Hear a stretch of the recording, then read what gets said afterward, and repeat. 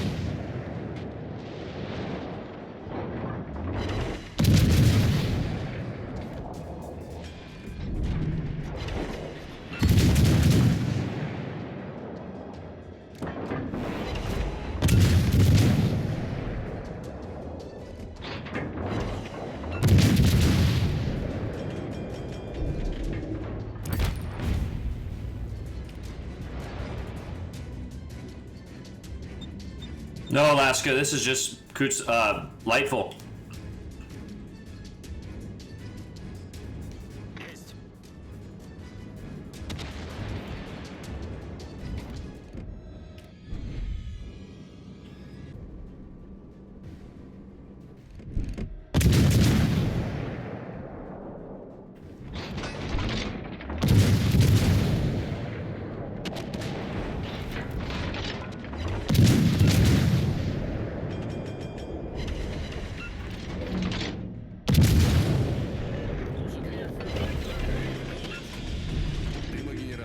запущен. Башня главного калибра выведена из строя.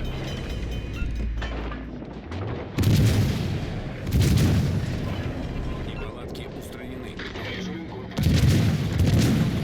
Установка дымов завершена. Союзники, поддержите огнем по указанной цели. Dude, I'm not gonna lie, I love this thing. First game, I mean, it's another assist for old Aaron.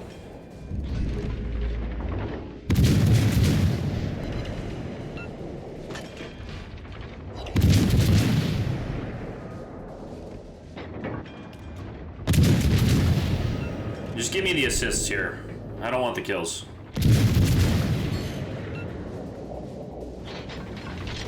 Торпеды прямо по курсу.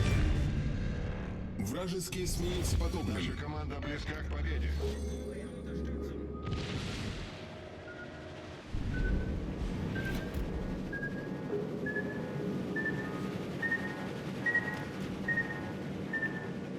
This guy's gonna turn left and get absolutely, yep.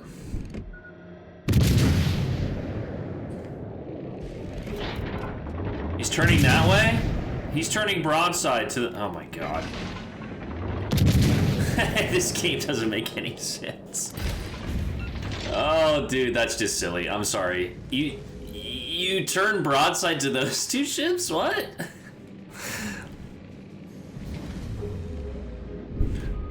I mean, again, we have 237 target hits, but I mean, I don't know, dude. I don't hate that thing. This thing. I need to look at a few other things. I definitely didn't maneuver well there in the initial start of that game. Andrew Lip on Plymouth. I'm not that I really care, right, what the vocal minority says in my comments, but I'm gonna try and play some of these games with like base commanders or commanders that have been in the game for a good amount of time, right? So that way there's just even less bitching than there already is. I just hate reading it. Honestly, I probably just need to block those people, but I don't want to. It's okay for people to have a different opinion, but at the same time, it's like this guy writes essays on why shit is too expensive. It's like, brother, don't fucking do it. Talk to me. Go tell Wargaming, bro. Like, damn, dude. I don't fucking control prices. Get your money up. Like, yeah, shit's expensive because you guys buy it all the time.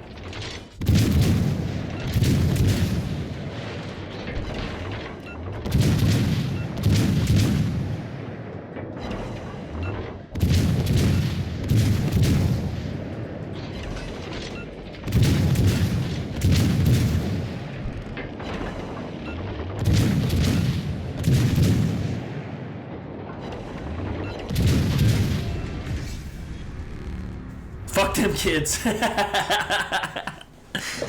Hey, Cosette. I mean, like, I get it. I understand it, but it's like, very first game. Very first game.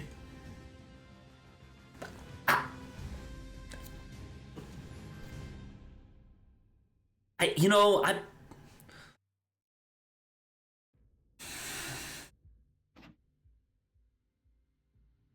don't hate it. I don't hate it. I love to leave in those kind of, raw reactions sometimes because that's honestly how the game is played most of the time. But fantastic AP performance there. She feels a touch sluggish despite having some decent maneuverability there. But as you guys can see, that was our very first game in this ship here.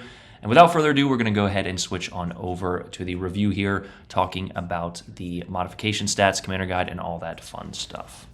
But here we are, everybody, the D. Pazharsky here. Look at that camo. This has got to be the best looking camo in the game. I just love a good historical camo, and this one fits the bill there. But like we said, moving on to our modifications here.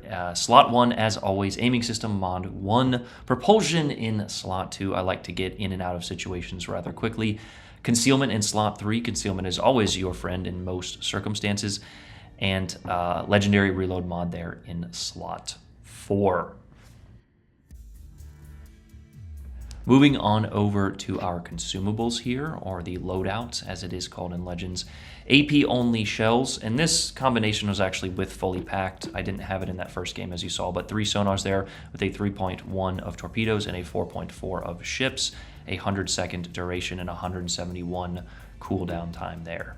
6 smokes, short duration there, as you can see, 20 seconds and a 40-second dispersion time with a 66-second reload. So you're down about 20 seconds in between there, but if you play it right, you can have a good portion of the game concealed in smoke there. Survivability, as we move over to the ship specs here, 40,700. Decent armor, we'll go over that in just a second here. The guns, 4x3 152s, a 16-kilometer range, a 5.6 reload there with a 29-second, 180-degree turn time. Your torpedoes, as we mentioned, only go 6 kilometers. I feel like they could have been 10, and that kind of would have balanced this ship out really well, but I guess 6 is enough at a 65 knot speed and a max damage of 14,400.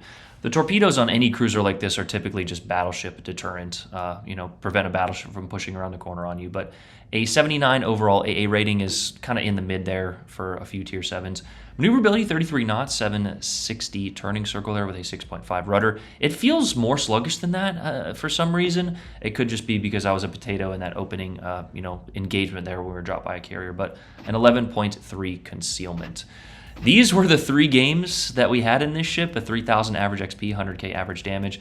Potential is a little low there, and our main gun accuracy was slightly reduced from the amount of blind fires we were taking, but just a really good overall package. I really enjoyed this ship, like I said. But moving on over to the armor profile, it's almost non-existent, which is honestly sometimes what you want. A 25mm bow there can be easily overmatched and gives access to your citadel, but I felt somewhat protected just simply from the fact that most ships are getting overpens on that upper belt.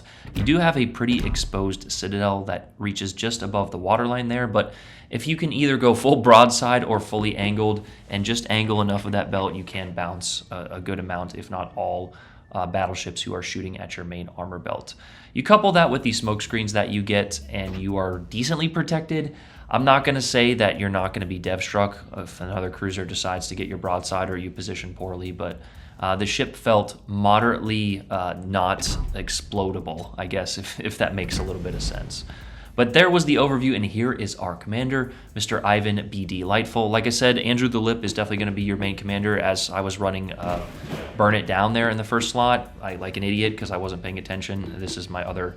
I think this was my comp build for a little bit there, but Intuitive in the second slot, Punch Through, and Fixated there instead of Feel My Roar. So just kind of a mixed bag build. We ended up switching to Fully Packed. We had Mikawa and Mimbelli as inspirations. Like I said, without even having the ship fully spec'd into what it's good at, it still felt really good in my hands. So I like I said, I just had a lot of fun playing it. It felt a little bit new. It felt a little bit different.